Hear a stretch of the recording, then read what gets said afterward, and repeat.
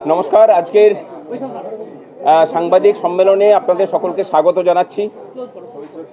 বিগত 1100 দিনের বেশি দিন ধরে আমরা এখানে অবস্থানে রয়েছি এবং আমাদের এই লড়াইটাও শুরু হয়েছিল হাইকোর্টের ডিভিশন বেঞ্চে, যখন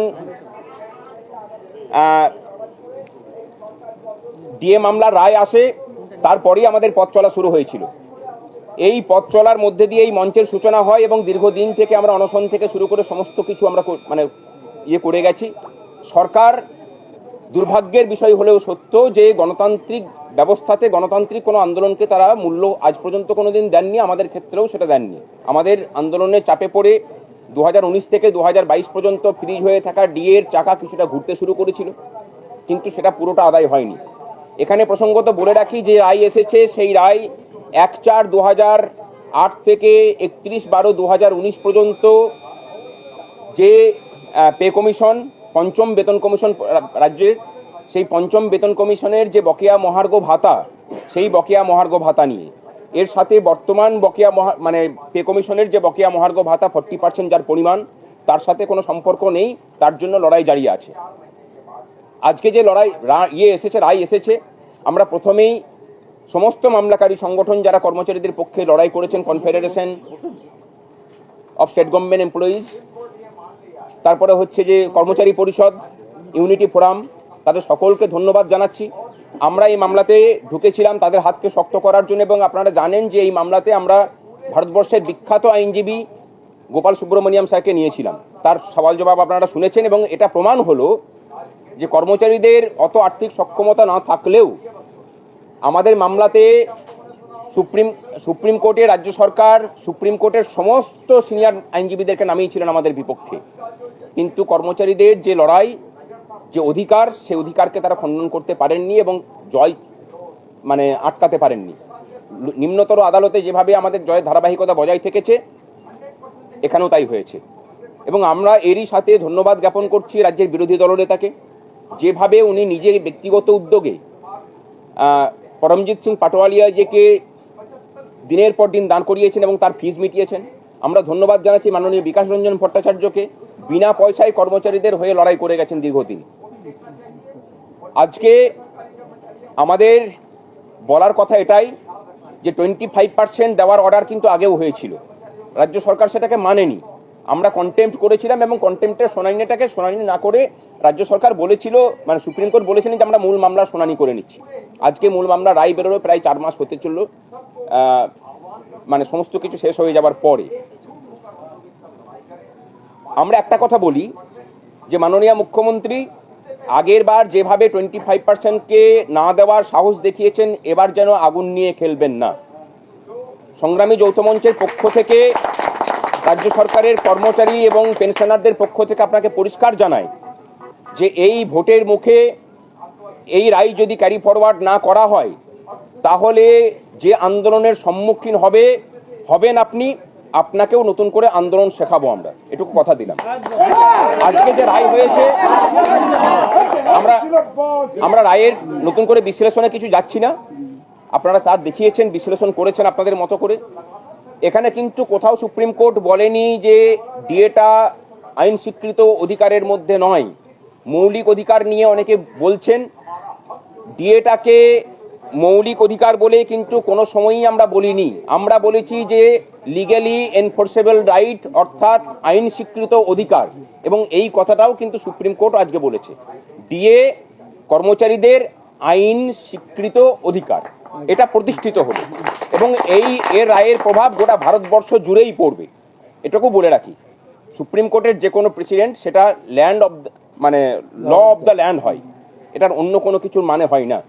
সুতরাং আর বাকি 75%-এর জন্য একটা 3 সদস্যের কমিটি কনস্টিটিউট করা হয়েছে, 4 সদস্যের কমিটি, তারা রাজ্যের আর্থিক পরিস্থিতির কথা বিবেচনা করে আগামী 15ই মের মধ্যে একটা রিপোর্ট দেবেন সুপ্রিম কোর্টে, এবং আগামী 15ই মে আমাদের সুপ্রিম কোর্টে আবার এটা শুনানি হবে। এটা কিন্তু কবে দিতে হবে সেইটুকু নিয়ে শুনানি, দিতে যে হবে সেটুকু নিশ্চিত থাকতে পারেন, কিন্তু কত কিস্তিতে দিতে হবে সেটা পরবর্তী ক্ষেত্রে ঠিক হবে। এই রায় কি বা এই লড়াই কি শুধুমাত্র কর্মচারীদের ডিএ পাওয়ার লড়াই ছিল? আমরা বলছি যে না, এটা রাজ্যবাসীর জন্য বার্তা আমাদের। এই লড়াইটা এই রাজ্যের সমস্ত খেটে খাওয়া মানুষের সঠিক শ্রমের বিনিময়ে সঠিক পারিশ্রমিক তারা পাবেন কিনা তার লড়াই ছিল। এই রাজ্যের কর্মচারীরা সব থেকে কম ডিএ পেতেন বলে, স্থায়ী কর্মচারীরা এবং পেনশনাররা, এই রাজ্যের স্থায়ী কর্মচারীদের বেতন দেশের মধ্যে সব থেকে নিম্ন ছিল।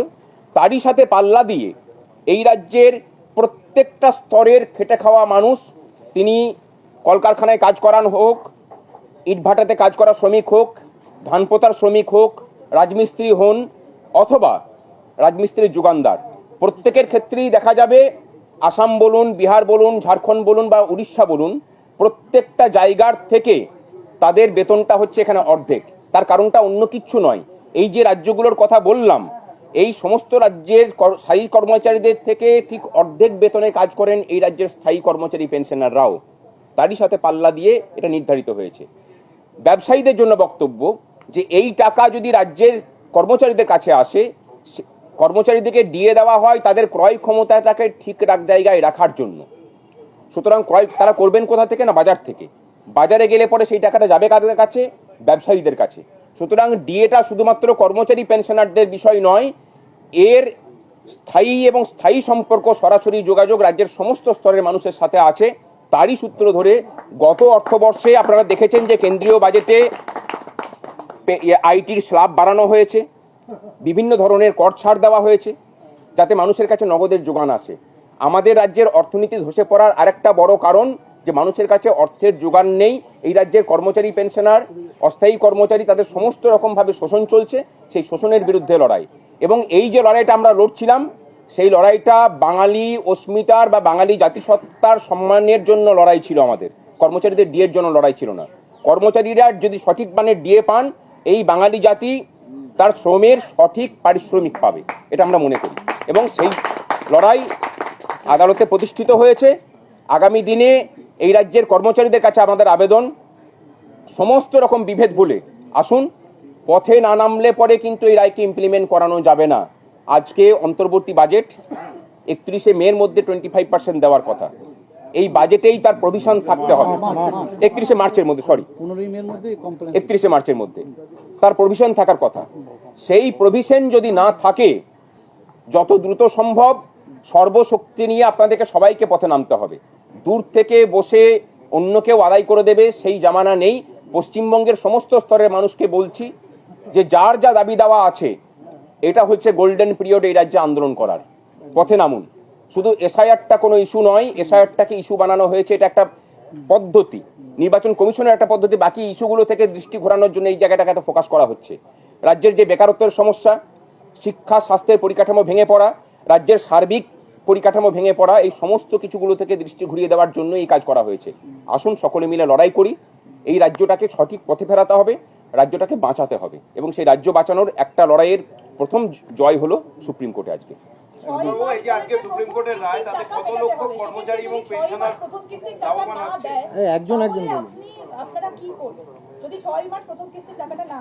আমরা কি করব সেটা তো মনে হয় প্রথমেই বললাম, যে কর্মচারীদেরকে নিয়ে যে আন্দোলন হবে। আপনারা দেখেছেন এই মঞ্চে যখন অনশন হয়েছে কতটা বেকায়দায় সরকার পড়েছে। আপনারা দেখেছেন যে হরিশ মুখার্জি স্ট্রিট দিয়ে বিগত 14 বছরে কাউকে ঢুকতে দেয়নি। আমরা মিছিল করেছি, গোটা হরিশ মুখার্জি স্ট্রিটে যখন মিছিল হয়েছে তখন মিছিল শেষ হয়নি।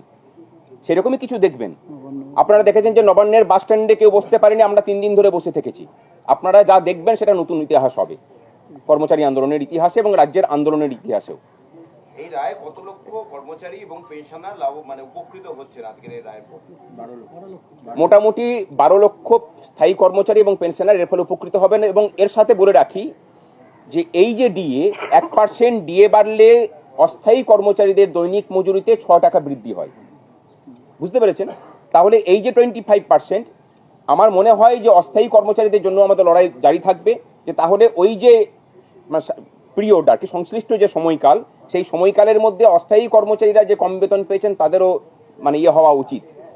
আর সর্বশেষে এটা সর্বদিয়ে শেষ করছি, মাননীয় সাংবাদিক বন্ধুদেরকে যেভাবে আপনারা পাশে থেকেছেন আমরা আমাদের কৃতজ্ঞতা জানানোর ভাষা নেই আপনাদেরকে।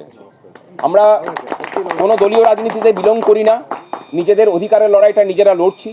তার পাশে আপনারা যেভাবে দাঁড়িয়েছেন এটা প্রমাণ করে যে পশ্চিমবঙ্গ তথা ভারতের প্রেস মিডিয়ার ভূমিকা নিয়ে বিভিন্ন যে প্রশ্ন ওঠে সেই প্রশ্নগুলোকে খণ্ডন করার জন্য মনে হয় এই আন্দোলনে আপনাদের যে ভূমিকা সেটুকুই যথেষ্ট। দেখুন, মানে আশার তারাই করেন যখন দয়ার দানের ব্যাপার থাকে, এটা কোনো দয়ার দান নয়। আশা আবার কি? আশা উনি সুপ্রিম কোর্টের রায়কে মানবেন কিনা সেটা মাননীয় মুখ্যমন্ত্রীকে ঠিক করতে হবে। গতকালকে উনি সুপ্রিম কোর্টে নিজে গিয়েছিলেন প্লিড করতে। যে প্রতিষ্ঠানে আপনি গেলেন সেই প্রতিষ্ঠানটার মান মর্যাদা আপনি রাখবেন কিনা সেটা আপনি ঠিক করবেন। যদি আপনি ঠিক না করেন বাকিটা তো আমরা বুঝে নেব, এটুকু বলে দিলাম।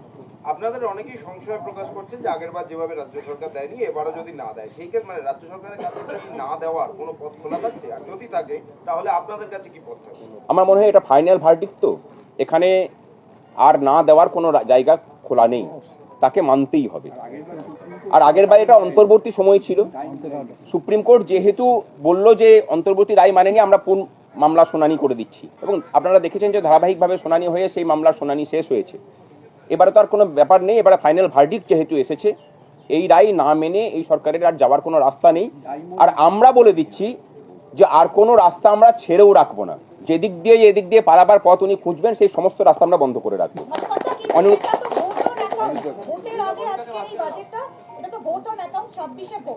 আজকে তো এটা বলা হতেই পারে যে যখন পূর্ণাঙ্গ বাজেট আমরা পেশ করব নির্বাচন হয়ে যাবার পর, তখন আমরা এই বিষয়টা নিয়ে ভাববো। এখন রাজ্যের কাছে টাকা নেই, এর সাথে কোনো সম্পর্ক নেই।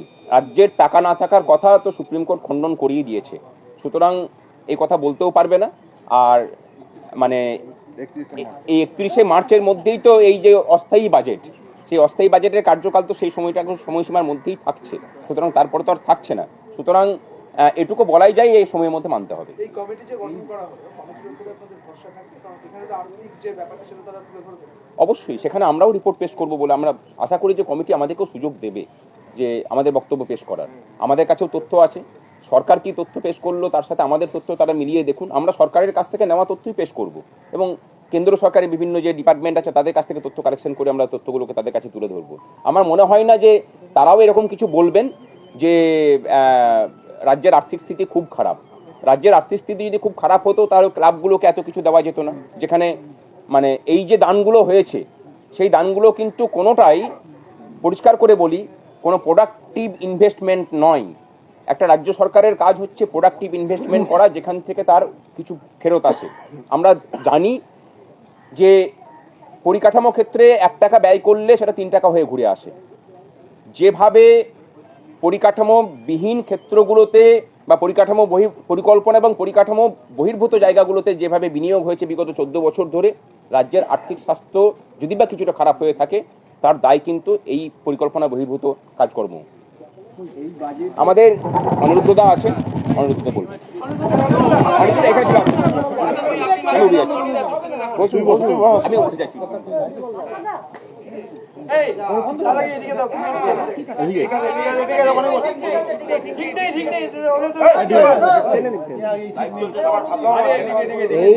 এই বাজেটের ভাস্কর যেটা বলে গেল তার সঙ্গে সংযোজন হিসেবে আপনার প্রশ্নের জবাবে বলছি আপনাদের যে এই বাজেটের সঙ্গে আজকে যে বাজেট পেশ হবে তার সঙ্গে এই বকেয়া এরিয়ারের কোনো সম্পর্ক নেই। এই টাকা রাজ্য সরকার পেয়ে গেছে আজ থেকে 12 বছর আগে, 11-12 বছর আগে রাজ্য সরকার এই টাকা কেন্দ্রীয় অর্থ কমিশন বাবদ রাজ্য সরকারি কর্মচারীদের ডিএর সমস্ত টাকা, পেনশনারদের সমস্ত টাকা এবং বোর্ড কর্পোরেশন পঞ্চায়েত শিক্ষকদের 60% টাকা পেয়ে গেছে রাজ্য সরকার। এবং এই যে মাননীয় এজির একজন কেন্দ্রীয় সরকারের একজন প্রতিনিধিকে রেখেছে, এর কারণটা হচ্ছে এইটাই যে রাজ্য সরকারকে হিসেব দিতে হবে 11 বছর আগের টাকা কি করেছে রাজ্য সরকার। রাজ্য সরকারের ফান্ডে যে টাকা জমেছিল সেই টাকা রাজ্য সরকার কি করেছে এটা এজির কাছে হিসেব দিতে হবে। এবং এই জন্যই আজকে এই কমিটি সুপ্রিম কোর্ট তৈরি করেছে। এবং এই যে 25% বকেয়া, এর আগে সুপ্রিম কোর্ট, মাননীয় সুপ্রিম কোর্ট তারা নির্দিষ্ট কোনো সময় বলে দেননি, কিন্তু আজকে তারা নির্দিষ্টভাবে সময় বলে দিয়েছেন।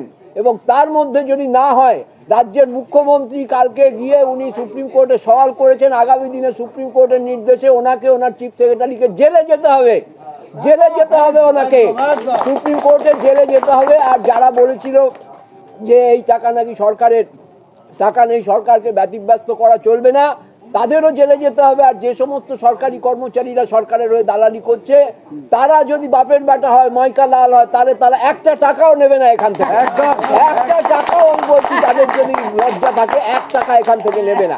এই দালালি করে করে পশ্চিমবঙ্গের কর্মচারী সর্বনাশ তারা করেছে। 50 বছর ধরে এই সর্বনাশ হচ্ছে বন্ধু সরকারের তত্ত্ব করে। তার বিরুদ্ধে সংগ্রামী যৌথ মঞ্চ ছিল বলে আজকে আমরা এই যে মুখ্যমন্ত্রী ঘেউ ঘেউ মেউ মেউ করছিলেন, আমাদের বলেছিলেন চোর ডাকাত, ডাকাতের সর্দার, আজকে প্রমাণ হয়ে গেছে সুপ্রিম কোর্টের রায় যে উনি চোর, উনি ডাকাত, উনি আমাদের টাকা লুট করেছেন, মহার্ঘ ভাতার টাকা, উনি হাজার হাজার অনিয়মিত কর্মচারীর টাকা লুট করেছেন। সুতরাং এর বিরুদ্ধে উনি যদি ওই নির্দিষ্ট দিনে টাকা হিসেব না দেন, তাহলে আমরা পশ্চিমবঙ্গ অচল করে দেব। সেই ক্ষমতা সংগ্রামী যৌথ মঞ্চের আছে, ওনাকে দেখিয়ে দিয়েছি।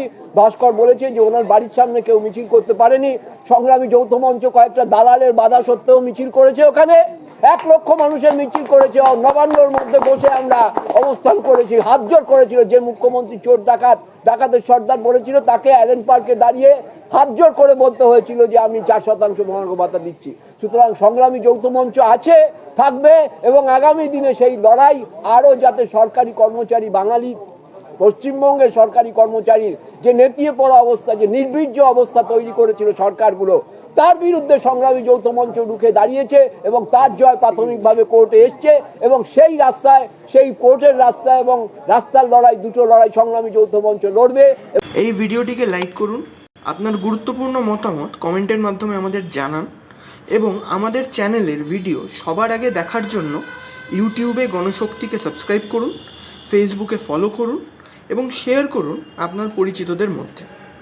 আমাদের চ্যানেলে আপলোড হওয়া ভিডিও নোটিফিকেশন পেতে বেল আইকনটি ক্লিক করতে ভুলবেন না।